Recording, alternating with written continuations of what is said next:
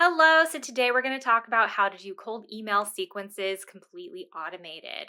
So cold emails are a really great way to get your name out to people that you do not know, and also if you wanted to do like a voicemail campaign along with a cold email campaign, it's a great way to get those people and to hit them multiple times in different ways to really drive home your message.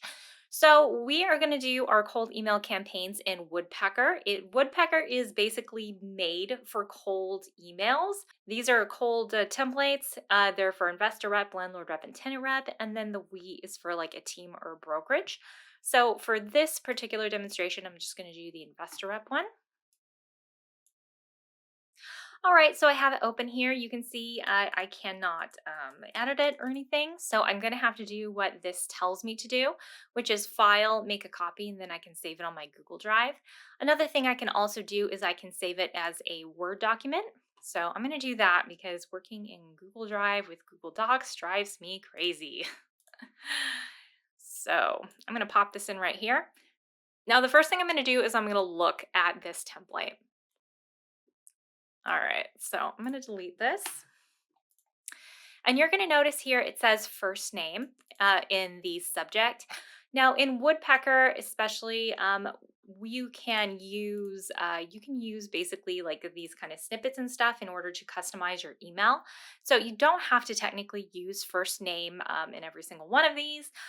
You can use other pieces in your list. I just wanted to show you that that's how you do it. Now, I do suggest you use some sort of snippet in your subject line, and that is because it won't is as long as you're sending out the same subject line to like every single person. So like for instance, you have this thing set to send out like 30 emails per hour, which is basically the Woodpecker max is 30 per hour. I would suggest maybe doing 10, but you're going to get hit with spam notifications if you are sending the exact same subject line out all of the time. So you do want to kind of switch it up a little bit. And when you're doing it automated, the easiest way to switch up your subject line is by using one of these snippets like first name, company, or whatever it is on your list. So that's one thing that you'll have to start thinking about when the template. Anything in green is going to be your information. So it's going to be your from name. Now, I do suggest that you use at least like your first name or whatever, but you can set that up actually in Woodpecker. We're going to do that later. And then here's everything green is going to be you. So here's where you're going to set up your information here. Now, I do have a suggestion on all of these, and it's to sign up for Calendly. Calendly is really cool in the fact that once you do have Calendly set up, you can make a link on there so that they can click on it. It's going to show the different kinds of appointments I can make with you. So, like a 15-minute appointment or a 30-minute appointment. And they can choose between phone and Zoom. And so you can get some of these responses right away and you don't have to do a whole lot of admin work. And remember, the whole point of this is to lower your admin work. So these are the kind of things you want to think about when you're doing the email template. Now, one thing we're going to do is we're going to look at our list. So depending on what kind of list that you have, you're going to have different fields here that you can use. Now, here I just have, company name, first name, last name, your title, and then email address, phone number, and then I have some additional things. So for you on your list, some of the additional things might be like if they have some sort of specialty, or if they have, I don't know, a certain kind of property or something like that. Whatever it is that you're using, you want to kind of like just log it in your head as something that you can use then and here. So the more customized you can make this with the data that you have available, the better, so that you can stay out of the spam and you can also customize your emails as much as possible. So I'm going to leave this like this, and we're going to go ahead and get started on the actual creation of Woodpecker. So you can hit free trial to get started, and then here is the back end here. So very first thing we're going to do is we're going to connect our mailbox. So I'm going to hit connect mailbox. They make it super, super easy here. So I can just choose my email provider. I have a Google Workspace, so I'm going to choose it. I'm going to choose my email here. And then I'm just going to hit allow. All right, so here it's going to have my from name, which is fine. Honestly, I personally actually just like to use my first name in from name because my name, Brandy Quick, actually sounds kind of fake. So, and then I'm going to put in my signature here. I'm just going to copy and paste it directly from here into here. Voila. Now I'm going to change this from sans serif to Homa just because I don't know, I hate it. I don't really have this. So one really cool thing also about Woodpecker, you're going to hear me say cool a lot, I assume, and is you can connect it to your CRM through here. So like if somebody does end up replying to one of your emails, it can go to your CRM by doing it here. And so this is how you just automate that. And then when it goes into your CRM, it has been logged as like a cold email campaign. So that is where they came in at. So it's a very cool system if you're using CRM or if you're thinking about it in the future. That is basically how you do that. All right, so it is checking to see how good my email address is. You can see here it has my SPF, which is like something that I believe it's already set up in Google Workspace, and it's set up usually automatically for you in a lot of them. If these come back as like red X's, what you're going to want to do is you're going to want to contact your IT person and tell them, just copy and paste this message right here and just say, hey, can you set these up for me? So this is basically how you're going to stay out of spam filters. So you're just going to hit OK. All right, so I have my email confirmed. Now I'm going to go ahead and create a campaign. So I'm just going to hit add a campaign here. And I'm going to send from Brandy. Now, if you did want to add additional aliases right here, so like if I didn't want it to be from Brandy, if I wanted it to be from like email or me or I don't know, literally anything else, you can put that in here. My campaign name is going to be Investor Rep Sequence. All right. And I am going to do schedule. So is just going to be immediate. And I'm just going to copy and paste the subject line here. All right. Talk soon. And then again, I'm just going to make this there you go. All right. And of course, you have actually done the work of changing your template. My name is first name here. You obviously don't want that. So, and then I just want to remind you also test, test, test, test, test. Also, your very first, when we're putting in, we're doing this and we're running it and we're adding some prospects to it. The very first one that you should do should just really just be the list with just your email address. So like it's going to be your information. It's going to be like your business email. It's going to be your personal email. It's going to be maybe your spouse's information. It's going to be your business partner's information. It's just going to be people who are going to help you test it. So it's either going to be you with multiple emails, or it's going to be your friends or some other people that are willing to test it as well. And what you really want to do in like your very first run of your campaign is just test it, make sure that everything is running properly before you actually start filling it with leads. The last thing you want to do is do like 100 or 1,000 email campaign or something like that and find out that there is something in here like, click here for Calendly, and then it just takes you to the Calendly email, so or the Calendly website instead of actually having the scheduler on there. So these are things that you just need to test before you actually start doing this. All right, so I have this first email in. Also note this. So I don't really want to send them at 8 a.m. I'm going to start sending them at 9, and I don't like it to be that late, so I'm going to do 4. So I'm just going to go ahead and just make some of those changes here so that my email addresses go out, or my emails go out at an appropriate time. I feel like anything before and after 9 to 4 is just a little bit too much.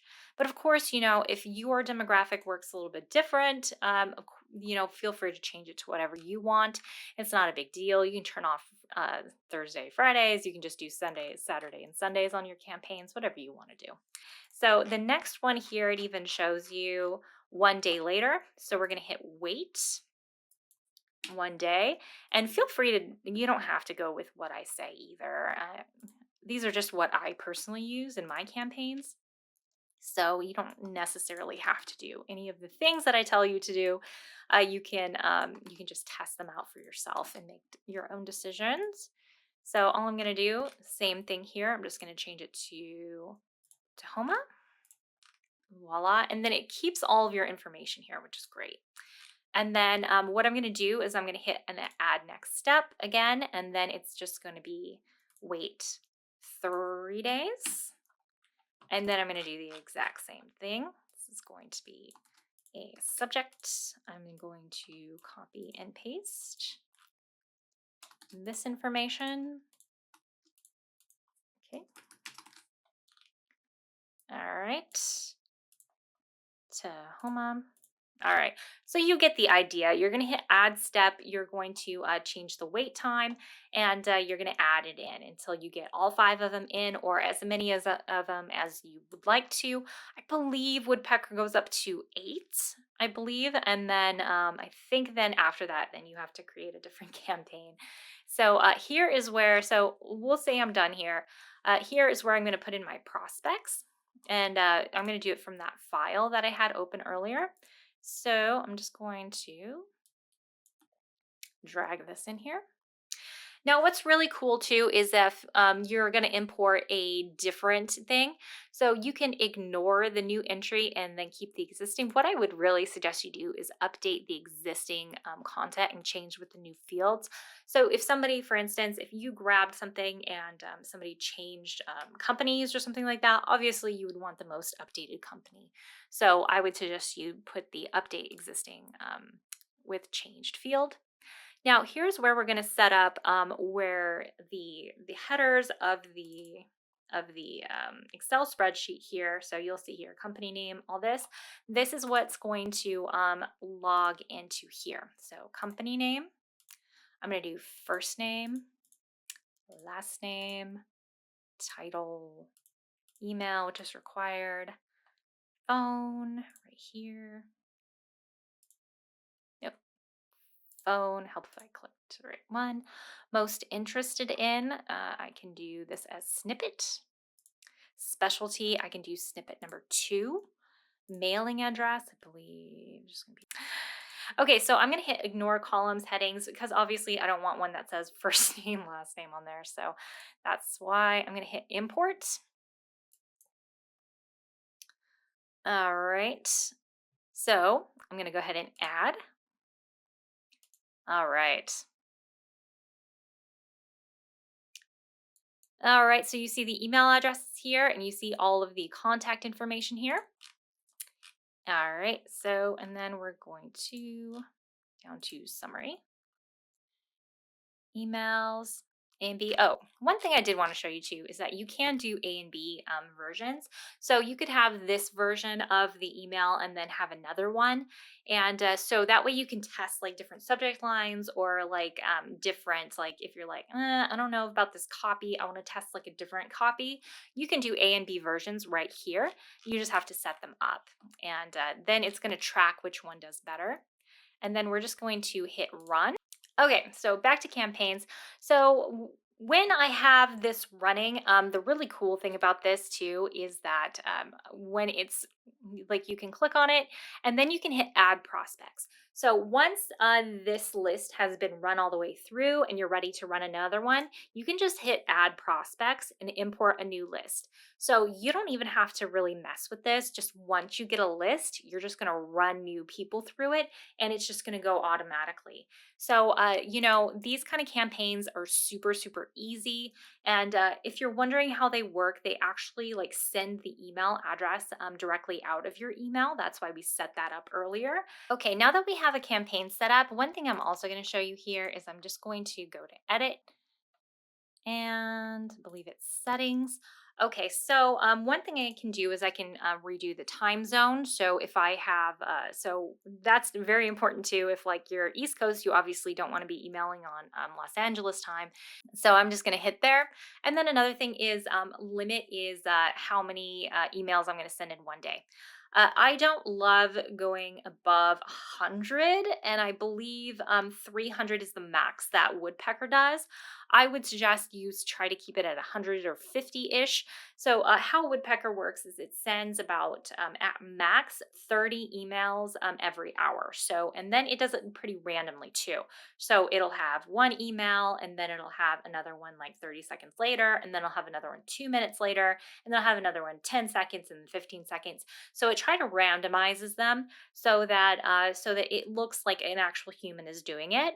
So I like to keep this. I like to keep this pretty low in order to help out Woodpecker and trying to keep me as human as possible, and so I don't end up in the blacklist. Because the last thing you want is your ending up in a blacklist, and then when that happens, you also have issues just emailing to the people that you always email, and that is absolutely horrible.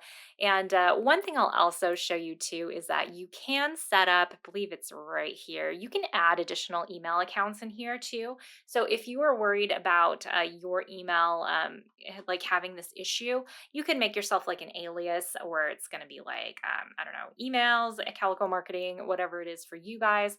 You can add that in. Oh, and another thing too is you can add in additional people. Think it's in company settings. Yeah, add team member. So if you have like a brokerage, if you're a broker watching this, or if you're head of a team and you wanted additional people to have access to this, so like you have a campaign and then somebody else on your team has a campaign and somebody else has a campaign. You guys can all run all these together on the same platform, and you can just add in teams so that they can all check their campaigns. One other thing I'm going to show you here is going to be let's see here. So when you click on here, we're going to look at the stats for this. So obviously I haven't run it, so I'm not going to, I'm not going to have any stats, but you can see here, it will show you out of your whole list, which ones were invalid. So these are email addresses that did not actually exist. Somebody fake emailed the list. These are the ones that are actually sent. And then these ones have bounced. So this could be of any number of reasons. Either you got into the spam filter on their site and then it bounced you back, or their email address is full. So this can happen in a lot of different reasons. So this is how many people opened, how many clicked, and how many opted out of your email campaign. And then this is how many delivered. And then so here are the people that have responded. This is the reply, and then they do get it. Oh, and by the way, if somebody does reply to one of your cold emails, it does stop for that person. So it's only gonna do like email 2 and 3 and 4 and 5 if they haven't replied to any of them, right? So as soon as somebody replies to one of your emails, it's going to stop this campaign, and then you're going to take it over. So if you're curious about that, that's how that works. And here it's going to show you all of the different people, all of the different steps. So all of the emails that we've set up and how they fared statistically here. One thing I want to show you too is so here's the prospects, and then you can see all their active and like how they responded and whatnot. And then here's the to check. So snippet issues are basically like when you're doing the first name. So if a person on one of your lists has something blank, it's going to show you that issue right here. So if you have somebody and for whatever reason their email or their like first name got merged in with like their last name, and it's like John, Hammond or whatever, and then you can go into that field and then you can set it up so that it is done properly. These are the auto replies. So this is you sent out a cold email and then it auto replied back. So it's going to show you this, and so you can choose a date and when to start the emails again. So like if you're the auto reply said, hey, I'm going to be out for like a week, you can set it so that it doesn't start again for 1 week. So that's pretty cool. So you can have multiple campaigns run at the same time with the same prospects. What you can do here is it's going to show you other campaigns that that person is in. So you can pause one particular campaign for that one person. Secondary reply shows you if you send out a cold email to somebody, and then, for instance, they forward it to somebody else. So they're not the correct person, but then they forward it to like the manager of that particular department. They reply to you from that email. That's going to show a secondary reply. So then you can decide whether or not you want to check that out, or if you want to pause the campaign for that particular person, because or if you want to add in the person who you're actually supposed to be talking to. So manual, if you paused anybody, it's going to show here. So if somebody emailed you and said, "Hey, no, don't keep me off your list," then you can just you can take them off manually.